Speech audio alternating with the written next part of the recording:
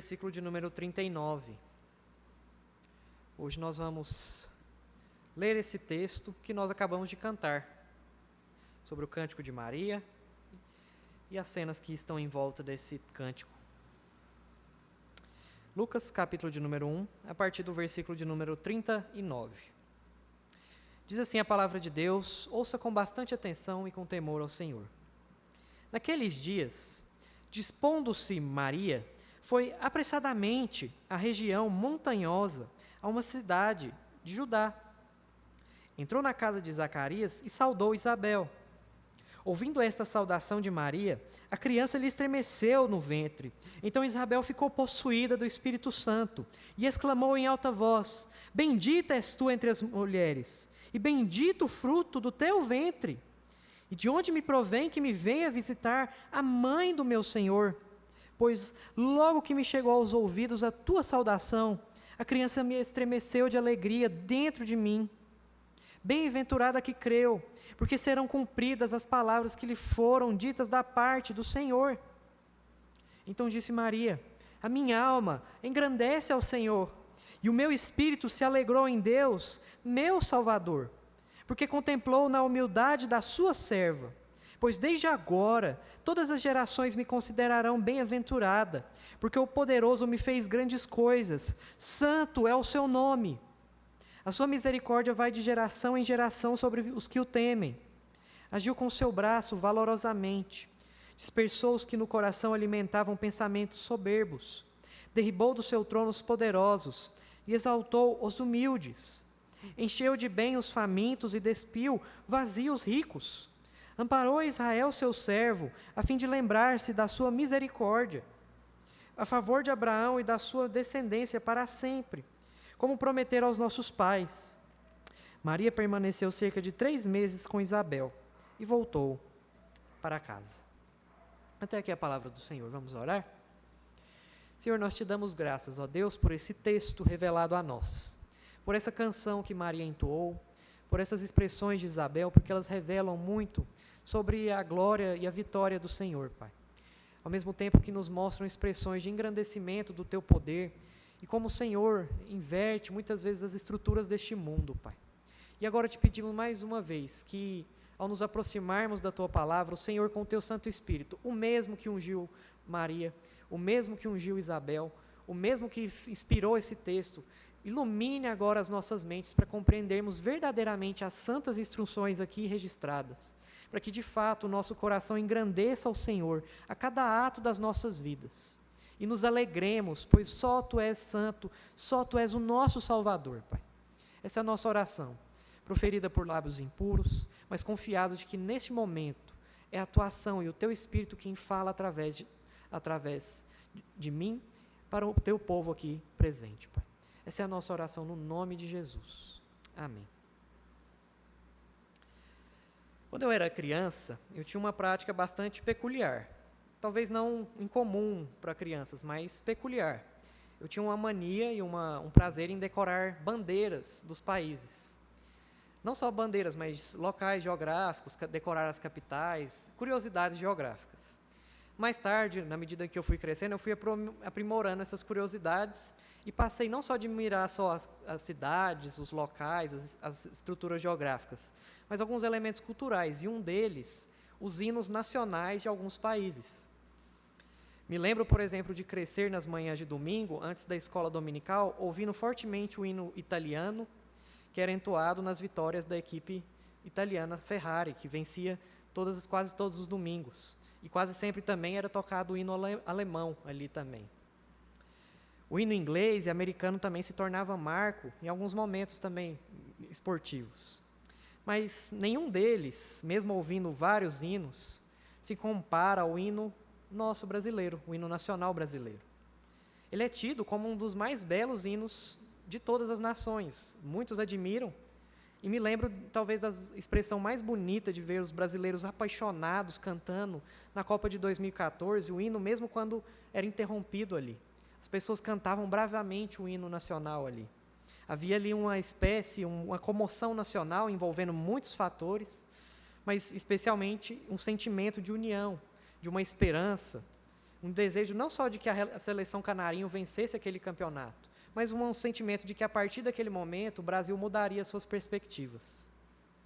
E é interessante como os hinos nacionais são uma grande experiência didática para a gente avaliar as esperanças de uma nação. Não sei se você já reparou, mas os hinos eles carregam fortemente uma mensagem de que a nação caminha para um sentido de prosperidade, para um sentido de vitória. Por exemplo, se você pega o hino francês, ele carrega muito dessa ideia e esse ideal de uma mudança de perspectiva. O ideal francês de liberdade, igualdade, fraternidade está presente ali na Marselhesa, que é o hino francês ali. Porque ele foi justamente composto em meio à guerra civil que a França vivia, e era feito justamente para levar esperança aos soldados de que eles inverteriam a ordem entre o rei monarca e o clero que vigorava ali, e as pessoas de classe mais baixa então passariam a dominar. Tem todo esse sentimento de símbolo da luta francesa, uma esperança de que por meio da revolta popular a França se torne um país livre, um país igualitário e um país fraternal. O hino italiano, por exemplo, carrega também a ideia de que ele é escrava de Roma.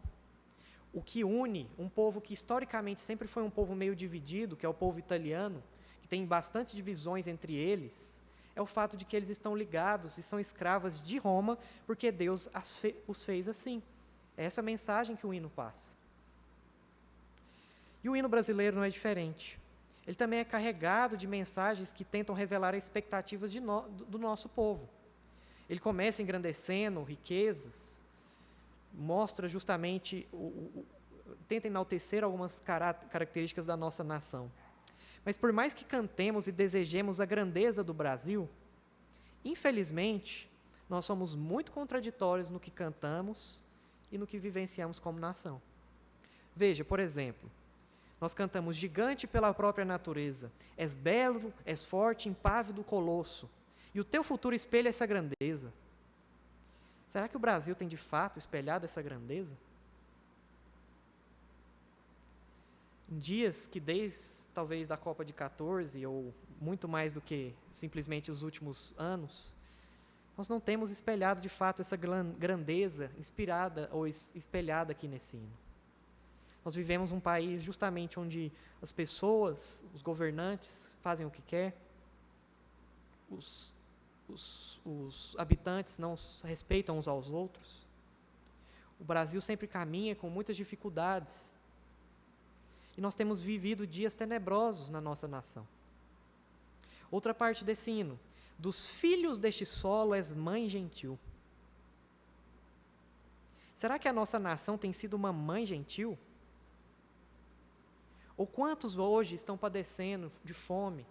Quantos hoje carecem de assistências básicas? Quantos hoje, de fato, mostram que o Brasil é uma mãe gentil? Porque, na verdade, ela parece muito mais uma madrasta severa para os seus habitantes.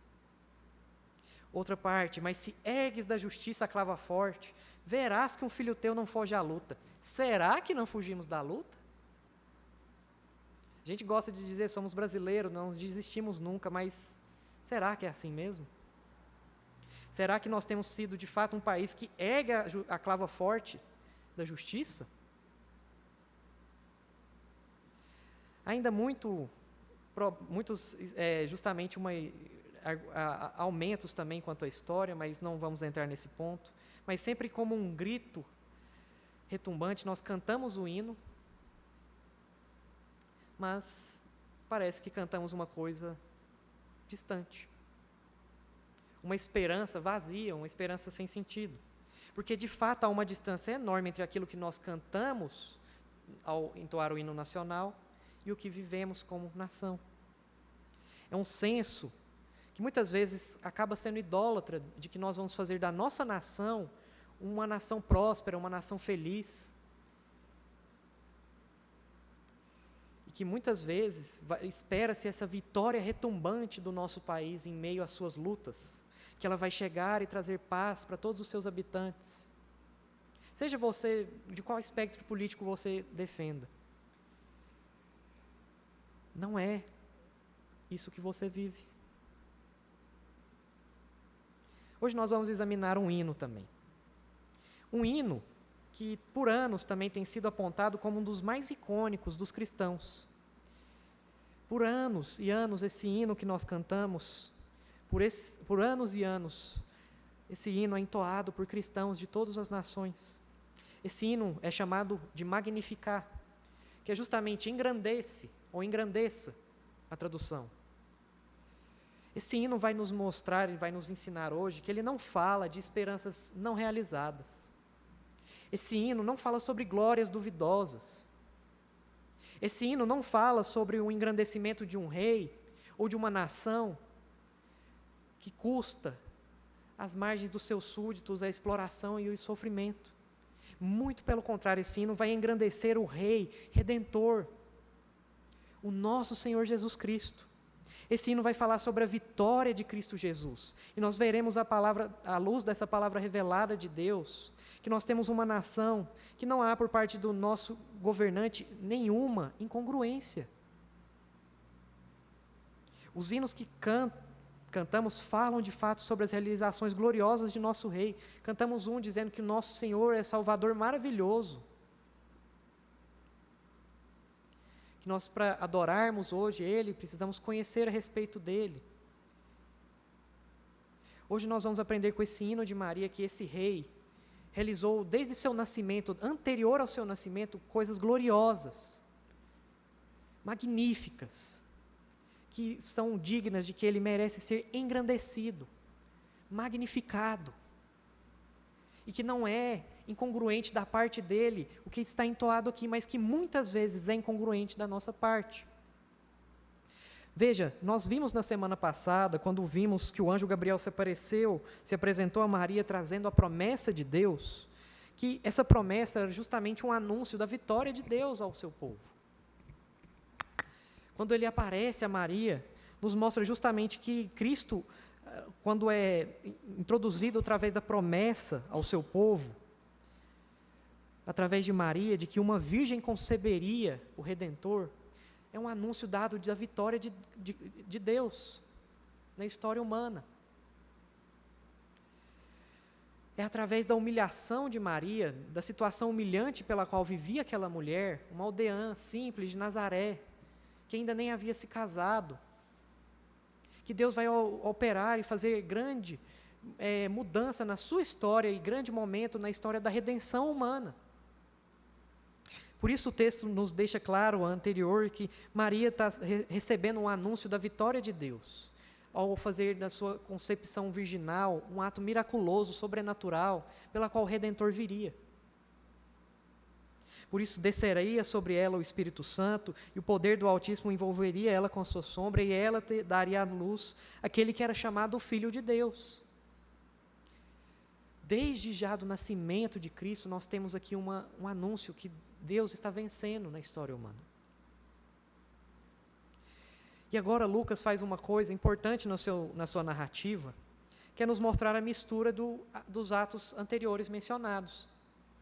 Quando ele nos mostra justamente as predições referentes ao anúncio do precursor de João Batista, a história ali de Zacarias, que Zacarias é incrédulo com relação à promessa, Isabel, que também numa situação de humilhação por não poder ter filhos, agora concebe. Lucas vai misturar essas duas histórias, vai mesclar essas duas histórias, para nos mostrar que, com o entrelaçamento dessas duas histórias, leva uma expressão daquelas duas mulheres ao júbilo ao Senhor. Mostra que a união dessas duas histórias aqui mostra o cuidado do nosso Deus de mostrar, olha, o Rei está chegando para o resgate dos perdidos. E a partir então desse momento que nós vamos ver justamente que o hino entoado aqui é um hino de vitória a Deus. Tanto Isabel, nas suas expressões, quando vê Maria, quando recebe Maria em sua casa, você pode observar que várias vezes aparece a expressão bendita aqui. É um ato de mostrar que, olha, Deus olhou para a nossa situação e a partir das nossas humilhações pessoais, Ele está fazendo grande o seu poder, grande a sua ação na história humana, ao ponto da estéril conceber o precursor, ao ponto da virgem conceber o Messias E a partir então desse texto, a partir então dessa união dessas duas mulheres aqui que se encontram, que nós vamos ver justamente um hino sobre a vitória de Deus. Por isso, o Magnificar pode ser entendido como isso, um hino sobre a vitória do nosso Senhor Deus. E nós vamos ver que esse hino sobre a vitória do nosso Senhor Deus tem 3 aspectos. Primeiro, ele nos mostra que é bem-aventurado os que creem na vitória. Segundo, que ele engrandece esse Deus pela sua vitória, e ele ressalta a misericórdia de Deus também em sua vitória. O Magnificar é um hino sobre a vitória de Deus que nos mostra que são bem-aventurados os que creem, engrandece a Deus pela vitória e ressalta a sua misericórdia. Vamos examinar novamente esse primeiro ponto. Bem-aventurados os que creem nesse hino, nessa mensagem que transmite esse hino, da vitória do nosso Deus. Veja o versículo 39 mais uma vez. Naqueles dias, dispondo-se Maria, foi apressadamente à região montanhosa, a uma cidade de Judá. Veja, Lucas quer nos dar uma sequência narrativa bem fluida aqui, bem bonita aqui. Maria recebe, como um dos sinais que o anjo queria mostrar para Maria, olha, que você vai de fato conceber sendo virgem, vai ser uma concepção virginal, para que você entenda isso, a sua parenta, Isabel, ela deu à luz a um filho. Você sabe como era a condição de Isabel, você sabe o que passava Isabel, você sabe o que sofria Isabel. Isabel teve um filho. E veja que ato maravilhoso dessa mulher. Maria, logo então passar aqueles dias, imediatamente ao receber o anúncio de que ela seria a mãe do Messias, ela vai de encontro para ver a bênção de Isabel. Aqui a gente já tem uma expressão da comunhão dos santos. Uma coisa muito bonita na história da igreja, que Lucas já está começando a mostrar que lá no nascimento de Jesus já tem amostras, que lá em Atos vai ser de uma forma mais global, mais abrangente. Maria, imediatamente ao saber das bênçãos de Deus realizadas na vida da sua parenta, não fala, minha bênção é maior que a dela. Ela não faz esse tipo de coisa, ela vai imediatamente, apressadamente, como diz o texto, à cidade, e entra então na casa de Zacarias e faz uma saudação. Lucas não nos dá detalhes sobre qual é esse tipo da saudação, mas provavelmente era uma saudação comum, que era entoada ao entrar-se na casa. E ao ir Maria se encontrar com Isabel, veja que coisas acontecem aqui. Ouvindo então essa saudação de Maria, a criança lhe estremeceu no ventre. Então Isabel ficou possuída do Espírito Santo. Ao entrar Maria na casa de Isabel, ao comungarem juntos ali, estarem juntas no momento de alegria uma da outra, Isabel fica cheia do Espírito Santo. A palavra possuída tem essa ideia de que ela estava dominada pelo Espírito Santo. E o que nos vai fazer entender que tudo que ela está exclamando aqui são atos que revelam expressões de louvor da ação de Deus na vida de Maria.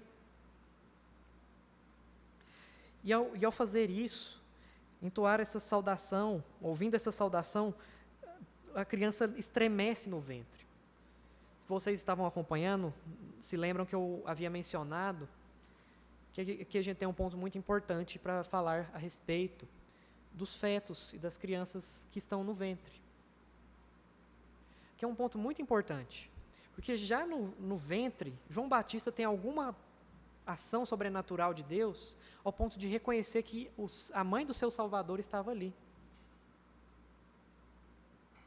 Em um tempo como os nossos, de dias tenebrosos, onde são entoados cânticos de favor e apoio ao aborto, celebração pela destruição de fetos, na vinda do nosso Salvador, um feto, um pequeno bebê, de 6 meses ali na barriga da sua mãe, se estremece de alegria ao ouvir a voz, ao se aproximar do seu Salvador ali. Não sabemos muito bem o texto, até porque o texto não nos dá detalhes sobre como isso se dá, mas nos dá a ideia de que a vida ali já é capaz de entender e de fazer de forma simples e rudimentar expressões de louvores a Deus. Não é inconsciente, como muitas vezes nós pensamos. Ali já tem um espírito, já tem uma vida. E essa pequenininha vida estremeceu no ventre e levou a mãe a estar cheia do Espírito Santo. E é por isso que então Isabel, por estar cheia do Espírito Santo, começa a exclamar: bendita é tu entre as mulheres, bendito o fruto do teu ventre. E aqui a gente tem que ter cuidado, pois esse texto é usado em uma oração de veneração a Maria. O texto não está exaltando Maria. O texto está exaltando a Deus. Mas está dizendo: bendito é esse fruto que você carrega, Maria. Você, entre todas as mulheres, foi considerada digna, foi considerada escolhida pelo nosso próprio Deus para carregar o nosso Salvador. Maria, de fato, tem sim uma missão especial entre todas as mulheres. Mas ela era humilhada, pobre, pecadora. Como nós vamos ver no reconhecimento que ela tem de si mesma. Mas a expressão aqui que Maria quer nos dar é que justamente ela é bendita entre as mulheres, bendita o fruto no teu ventre. Ao ponto de ela dizer: de onde me provém que me venha visitar a mãe do meu Salvador, ou do meu Senhor? Aqui é uma oração, uma expressão de um pouco que os comentaristas acham que Isabel ainda está um pouco confusa sobre tudo que está acontecendo aqui, mas que ela consegue entender e expressar que Maria carregava ali o rei em seu ventre. Ao ponto dela entender que aquele menino que se encontrava na barriga de Maria era santo. Era o Deus encarnado, o Deus vivo.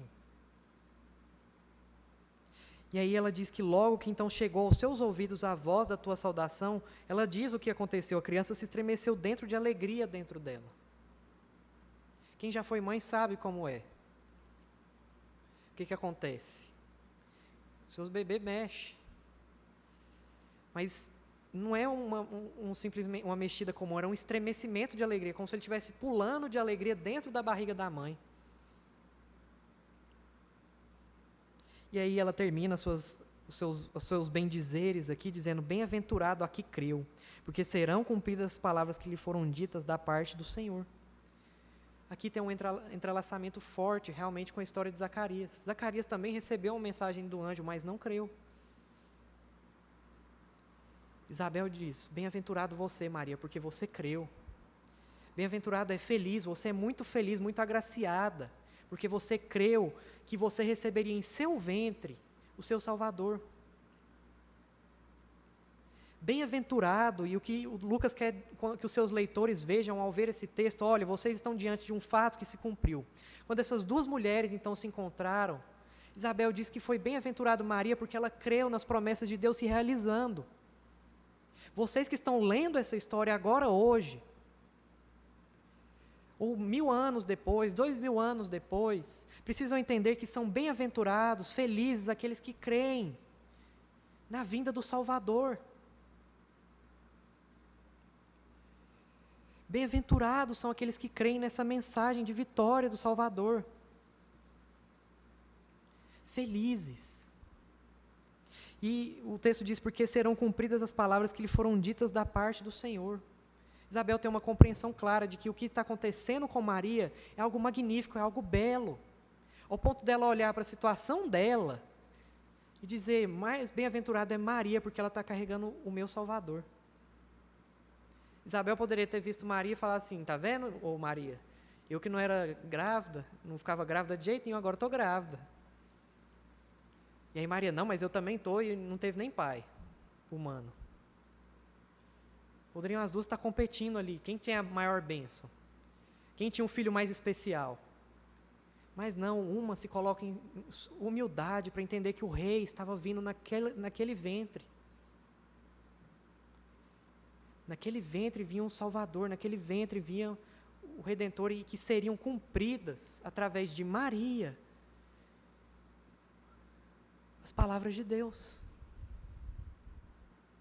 As palavras que outrora foram profetizadas.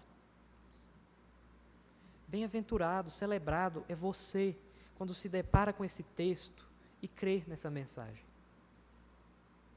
Isso deve nos chamar a atenção, porque muitas vezes o que nós temos é uma postura de incredulidade. Você vem e canta domingo após domingo coisas sobre a mensagem de salvação do seu Deus, Mas quando você pisa lá fora, parece que Jesus não venceu nada. Você é muitas vezes como um cidadão brasileiro cantando as expressões do hino, mas sendo um péssimo cidadão. Só que não agora como um cidadão brasileiro, um cidadão da nação celestial de Deus.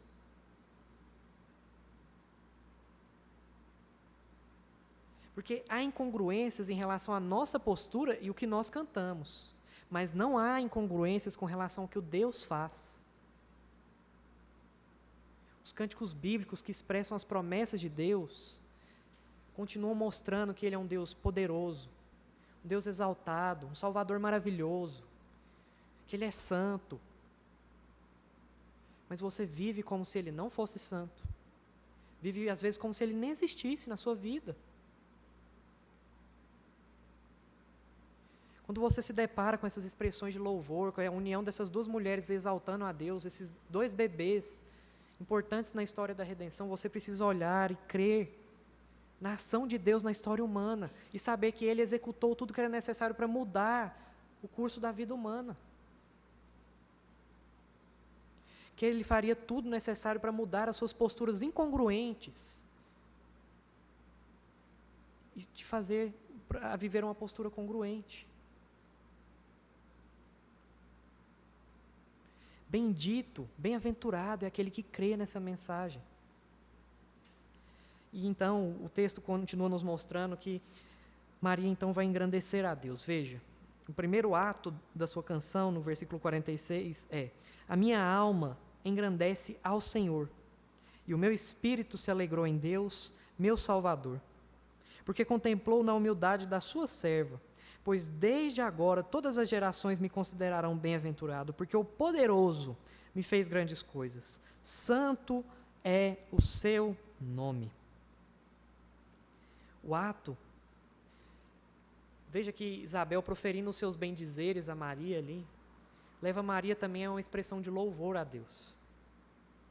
Lucas quer terminar esse primeiro ato aqui, das promessas, mostrando que quando nós recebemos as promessas de Deus, nós engrandecemos a Deus pela sua vitória. Nós exaltamos, e veja como Maria constrói o seu cântico. Ela diz: a minha alma engrandece ao Senhor. Tem um ato, primeiro uma postura, você vai, exalta, engrandece o nome de Deus. E ela diz que ia ter uma consequência: o meu espírito se alegrou em Deus, o meu Salvador. E que a gente precisa abrir um parênteses. Quando nós engrandecemos o nome do nosso Deus, nós, consequentemente, desfrutamos de um resultado na nossa vida, que é justamente se alegrar. Quando você vem, canta suas expressões de louvores a Deus, quando na sua vida, nos seus momentos particulares, você exalta o nome do seu Deus, os feitos do seu Deus, engrandece a Deus, a sua alma engrandece ao seu Senhor, o resultado só deve ser a alegria, o contentamento, a satisfação. A palavra que Maria quer apresentar é que ela se contentou, se satisfez em Deus, o seu Salvador. É necessário que você engrandeça a Deus. Nós muitas vezes confundimos ali naquelas expressões de que o fim principal do homem é glorificar a Deus e gozar para sempre, como se uma coisa tivesse ligada à outra, no sentido de que eu só me glorifico a Deus de verdade quando eu me aproveito de Deus, quando eu gozo do Senhor para todo sempre. Mas, na verdade, é o contrário. É porque você engrandece o nome de Deus, é porque você exalta o nome de Deus, que você goza das bênçãos de Deus. No seu ato de louvor, você vir aqui cantar a Deus, cultuar ao seu Deus, você deve ter a certeza de que seu espírito deve se alegrar nisso. Maria começa justamente, por isso que esse cântico se chama Magnificar, um cântico de exaltação, de engrandecimento. Porque Maria está dizendo: olha, eu engrandeci ao Senhor Deus e o meu espírito se alegrou. E veja que ela diz que Ele é o seu Salvador. Maria precisou de um Salvador.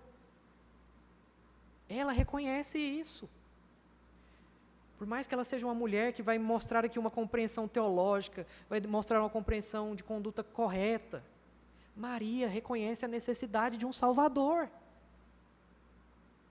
Em nenhum momento ela mostra que ela é um meio de intercessão entre Deus e os homens. Ela precisa que o fruto do seu ventre intercedesse por ela diante de Deus.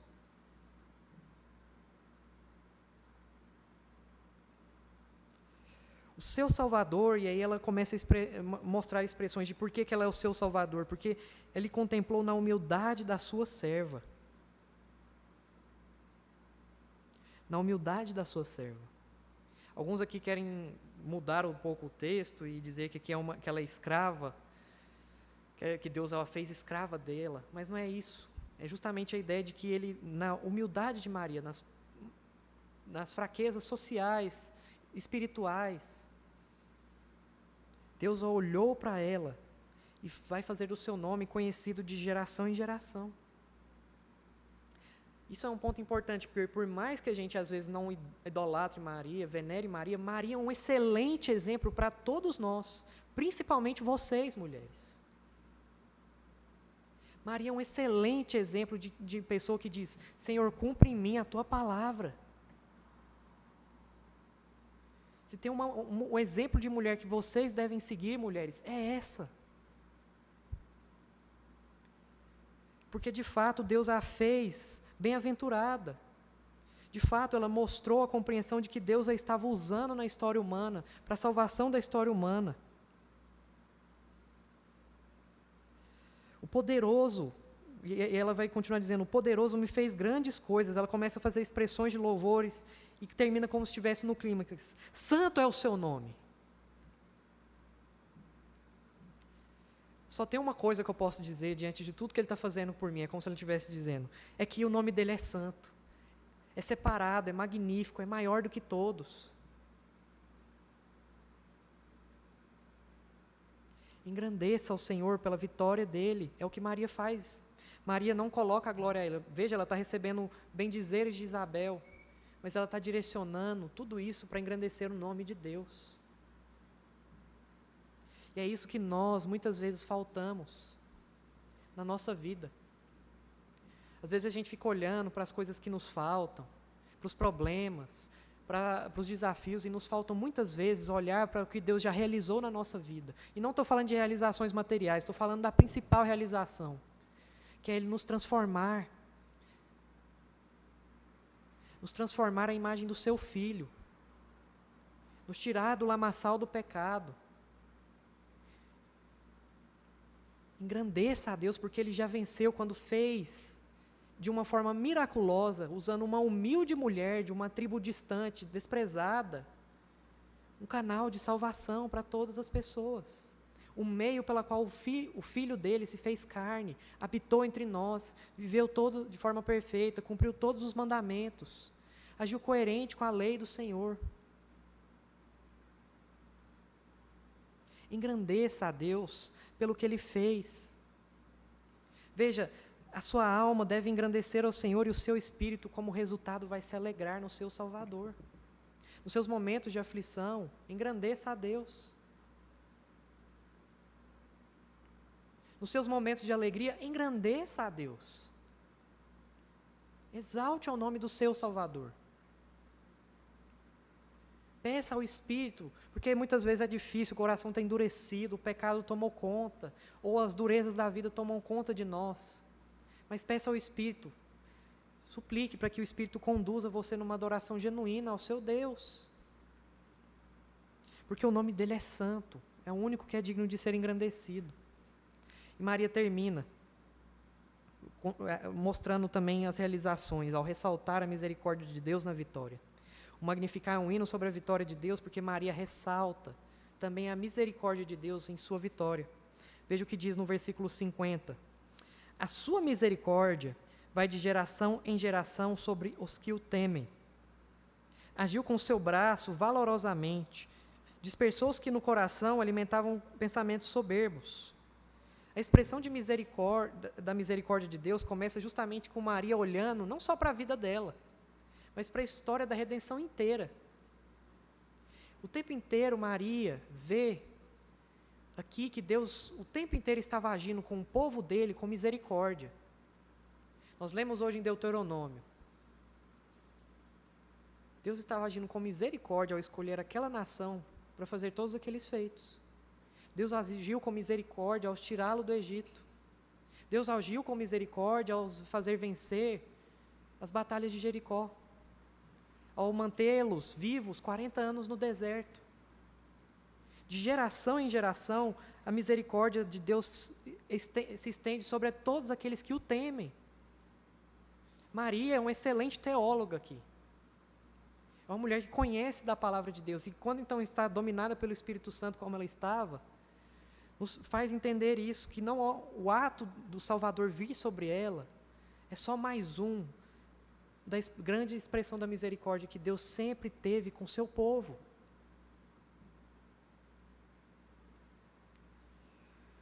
Ela continua dizendo justamente que com o seu braço, uma figura bem bíblica hebraica, das características hebraicas, de que Deus então agiria com o seu braço, com a sua força. Ele vai dispersar os que nos coração alimentam pensamentos soberbos. Aqueles que acham que sabem alguma coisa, vão ver o braço de Deus agindo sobre a vida deles. A ideia é justamente essa, aqueles que ficam cultivando no seu coração, achando que são insuficientes, ou que são suficientes, que são capazes de resolver o problema com as próprias mãos. Maria está dizendo, Deus vai fazer com que esses que acham que sabem demais, caírem. Maria está aqui ressoando de alguma forma as palavras de Ana também, quando Deus, com sua misericórdia, estendeu também a sua mão sobre aquela mulher que também era estéril, e a renovou. E que enquanto aquela que tinha frutos a zombava dela, na sua soberba, de olha o quanto eu sou viril e sou capaz de dar luz a filhos, Deus a faz justamente parar de conceber, e Ana concebe vários filhos depois de Samuel também.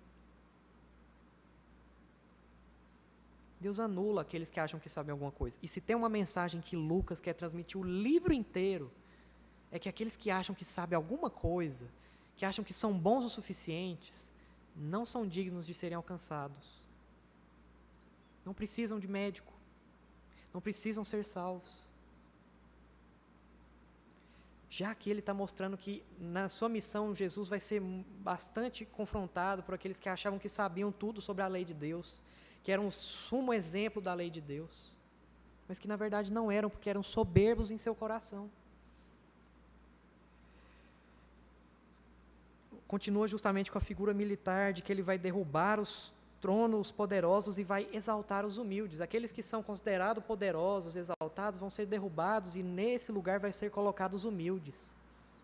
De certa forma já era uma expressão, veja que a gente canta no hino nacional, que nós seremos um povo, que nós somos gigante pela própria natureza, que o futuro espelha essa grandeza. Maria está cantando que Deus, nas suas ações, vai fazer aqueles que se acham bons caírem, e vai colocar aqueles que são humildes, que reconhecem que são fracos, incapazes, que carecem de um Salvador, de um Rei Redentor, carecem de serem transformados.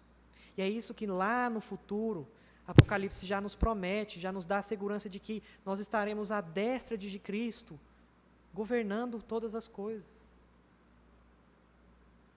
Maria nos dá uma esperança celestial viva do que Deus já fez, já realizou na vitória de Cristo. Encheu de bens os famintos e despiu vazios os ricos. E aqui uma figura muito importante que para nós talvez perca, mas sempre era tido naquela cultura que os ricos mereciam cada vez mais pompas e banquetes. Mas Deus não faz isso. Deus faz com que os famintos sejam enchidos e despede os ricos. Quer dizer que Deus odeia o rico? Não. Que talvez, muitas vezes, a mensagem é mal utilizada nesse sentido. Mas quer mostrar que aqueles que acham que na sua riqueza conseguem manter se alimentando, conseguem manter o seu reinado, Deus vai, inverter isso também. E aqui é narrado nesse mesmo livro a história de um jovem que achava que fazia tudo, mas uma coisa lhe faltava. por fim Maria diz, olha, amparou a Israel, seu servo. Depois de mostrar as ações de Deus, ela vai mostrar o que Deus agindo no meio da história do seu povo. Amparou a Israel, o seu servo, o povo escolhido para ser o servo dele, a fim de lembrar-se da sua misericórdia. Deus age na vida do seu povo para que ele se lembre de que na sua vitória, ao realizar as suas promessas, nós nos lembremos da misericórdia dele. Israel, ao ver Deus fazendo uma virgem conceber, Cristo vindo nesse mundo, deveria saber que Deus estava amparando, cuidando, agindo, que Deus era misericordioso. E é por isso que Jesus nasce nessa nação primeiramente, para cumprir as promessas que Deus havia feito no passado para esse povo, para realizar os feitos bíblicos aqui. E ao realizar isso, ele estava mostrando a Israel da sua misericórdia. Lembrando que desde Abraão e através da descendência dele, ele iria governar. Maria, novamente, uma boa teóloga, entende que aquilo que estava sendo prometido a Abraão estava sendo realizado agora no seu ventre. Tinha um claro discernimento. E aqui eu quero trazer algumas aplicações com relação a isso, sobre ressaltar a misericórdia de Deus na vitória. Porque muitas vezes nós mudamos as canções. Muitas vezes a gente pede que o Senhor faça isso. Veja quanto nos nossos dias a igreja tem perdido esse senso de engrandecimento e de ressaltar a misericórdia de Deus e passa muitas vezes a suplicar por as suas necessidades pessoais. Muitas vezes nós mudamos a canção e não vemos que há incompatibilidade com os feitos de Deus. O que nós cantamos é muito sério, meus irmãos. O que nós expressamos é sério diante de Deus.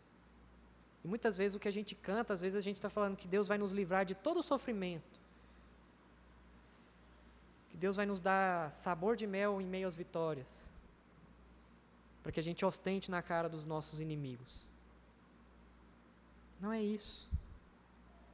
Deus quer que no final, quando Ele nos fazer exaltado diante dos nossos inimigos, nós não fiquemos jogando na cara deles que eles são fracassados. Mas que a gente venha e ressalte, Senhor, o Senhor foi misericordioso comigo. É o que Maria fez. É o que Maria faz nesse cântico. E ao mesmo tempo, Maria e Isabel mostram uma aplicação bem clara para vocês e direta para vocês, mulheres. Que as mulheres devem ter bastante conhecimento e convivência com Deus. Conhecimento teológico. Ele não esfria. Muito pelo contrário, quanto mais você conhece a respeito dos feitos de Deus, mais você deve engrandecer, mais você deve exaltar. E nós precisamos de mais mulheres que tenham boa teologia, para viverem aplicando no seu lar, para viverem aplicando no seu trabalho, para viverem aplicando no seu procedimento, na sua feminilidade,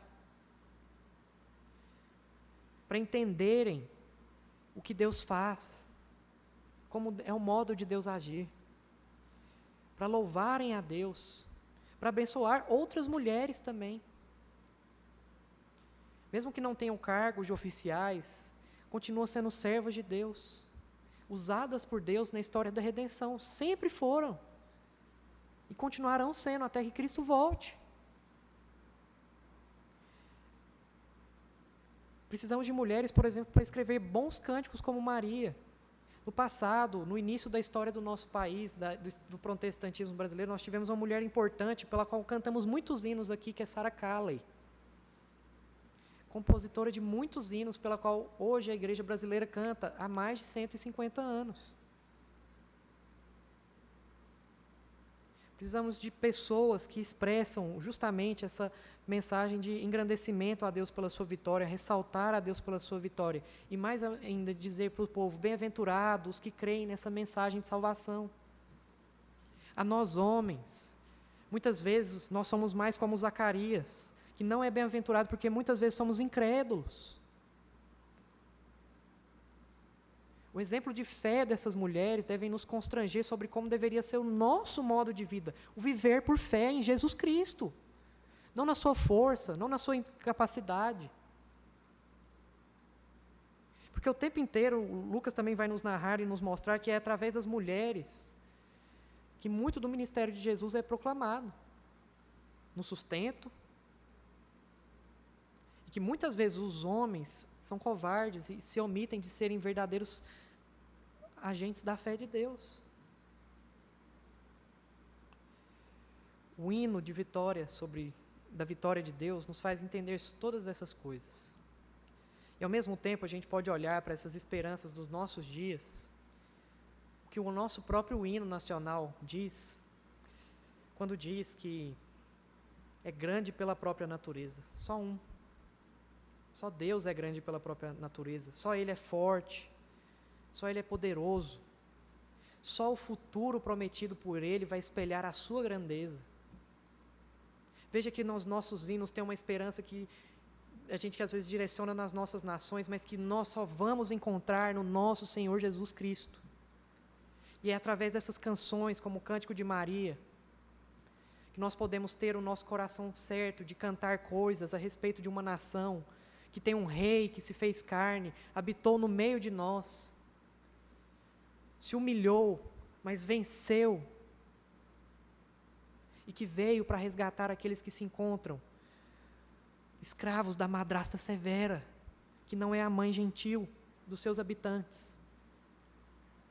Porque somente Cristo, somente Deus, os filhos deles, podem ser encontrados diante de um Pai gentil. Somente quando a justiça de Cristo se ergue, nós vamos ver um filho que não fugiu à luta, que se entregou na cruz do Calvário, que obedeceu ao Pai fielmente. Nós vamos poder dizer que não é a nossa pátria amada e idolatrada, mas que o nosso Senhor é engrandecido, exaltado entre as nações. Só a Ele nós devemos engrandecer. Só a Ele nós devemos esperar por mudanças também no nosso país, mas principalmente entender que o que esse cântico revela é um hino de que Jesus Cristo já venceu. Deus triunfou na história humana, através de duas mulheres, através de uma mulher simples, humilde, rejeitada, mas que foi usada para salvar, usada para enviar o Salvador, para ser o meio da chegada do Salvador. Por isso, nesse momento, entendendo tudo que esse hino expressa, exalte a Deus. Aqui uma aplicação bem simples. Nas suas angústias da sua alma, muitas vezes, você fica entrando diante de Deus procurando respostas. E às vezes o que você precisa é ver que a sua resposta já se encontra no seu Senhor. Exaltando. Veja que também é uma postura que esse texto nos chama a entender para crer. Quando Maria ali permanece mais cerca de 3 meses com Isabel e volta para casa, mostra que elas permaneceram juntas ali até possivelmente João Batista nascer. E que ao João Batista nascer, Maria entendeu que era a hora dela partir. Essa ideia de unidade é importante também. Essa ideia de entendermos as realizações dos feitos do nosso Deus. Engrandeça. Lembre da misericórdia de Deus aplicada à sua vida. Você que antes andava perdido nesse mundo, vagando nas suas ilusões, foi alcançado. Foi enxertado nessa família de Abraão que milênios Deus tem prometido fazer algo grande. Ser uma descendência de bênção para as nações. Se diante desse texto, desse senso de engrandecimento da sua mulher, o seu coração continua endurecido, cuidado. Cuidado, porque a mensagem de que quando o filho da justiça erguer a clava forte da justiça dele, ele irá de fato mostrar e revelar a ira de Deus, que não foi mais aplicada a ele, mas que vai ser aplicado àqueles que não se submetem por fé a Jesus Cristo. Por isso creia, porque bem-aventurados são os humildes, Bem-aventurados são aqueles que creem na vitória de Cristo Jesus. Vamos orar? Pai de amor, Pai querido, Deus que cumpre as suas promessas, Deus que é fiel a si mesmo e não a nós, Deus que é poderoso, exaltado, que usou, ó Deus, de pessoas muitas vezes desprezadas pelos seres humanos, por nós, para fazer grande a sua história, ó Deus. À medida em que examinamos esse texto, nós só podemos exaltar ao Senhor, engrandecer ao Senhor, porque com grande poder o Senhor tem realizado coisas magníficas ao longo de toda a história humana. Engrandecido seja o seu nome, porque nós que estamos aqui hoje não merecíamos estar. Na nossa dureza do nosso coração, na nossa rebeldia, nos nossos pecados, o Senhor nos achou com misericórdia, nos tirou da nossa incredulidade, nos deu um novo coração, nos regenerou, nos transformou, para que hoje pudéssemos ser o povo exclusivo do Senhor, nação santa, que não impera sobre os hinos de esperanças vazias, de esperanças políticas vazias, de promessas vãs de humanos, de governantes, de promessas econômicas vãs, mas de promessas de um Deus que enviou o seu Filho amado em uma condição de humildade, para viver uma vida santa, perfeita, para vencer a morte, aquilo que nos assombrava, e nos tirar do lamaçal da escuridão, da rebeldia contra o Senhor e nos trazermos para sermos filhos da tua herança, Pai. Nós te agradecemos e queremos te exaltar, Pai, para que o nosso coração se encha de alegria, que a nossa alma engrandeça ao Senhor e o nosso espírito se encha de alegria de saber que o Senhor é o nosso Rei, o nosso Salvador, de saber que o Senhor continua operando grandes coisas, através da pregação da Tua Palavra hoje, para todo sempre, até que o Senhor retorne e juntos celebraremos as bodas do Cordeiro. Estaremos em paz, estaremos desfrutando todas as coisas e veremos como o Senhor anulou aqueles que achavam que sabiam muito, como o Senhor derrotou aqueles que se colocaram frente contra o Cordeiro Santo.